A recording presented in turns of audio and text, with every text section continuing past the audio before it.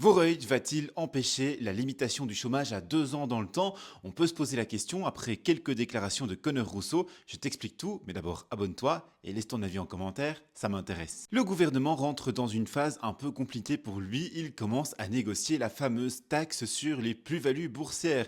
Cette taxe sur les plus-values, c'est vraiment l'apport même de Voreuil au sein du gouvernement Arizona. C'est eux qui l'ont imposé et exigé. C'est soutenu par le CDNV et par les engagés et c'est censé être la contribution des épaules les plus larges aux économies à faire. Pour l'expliquer très simplement, le principe est donc de taxer les bénéfices réalisés en bourse de 1 à 5% pour les sommes en dessous de 10 millions d'euros et de 10% pour les sommes au-dessus de 10 millions d'euros d'après ce que prévoit l'accord de gouvernement. Seulement voilà, la NVA et le MR se seraient bien passés de cette taxe, c'est pour ça notamment qu'on a eu la proposition de Yann Yambon qui voulait exonérer de la taxe toutes les actions conservées pendant plus de 10 ans. Seulement Conor Rousseau est très attendu par son électorat sur cette question, c'est comme ça qu'il a pu justifier son entrée au gouvernement Arizona, et donc pour lui, pas question de sortir de ce qui a été prévu par l'accord de gouvernement, malgré l'opposition du MR et de la NVA, et il va jusqu'à avertir, s'il n'y a pas d'accord sur la taxe sur les plus-values, il n'y aura pas de vote de Voreuil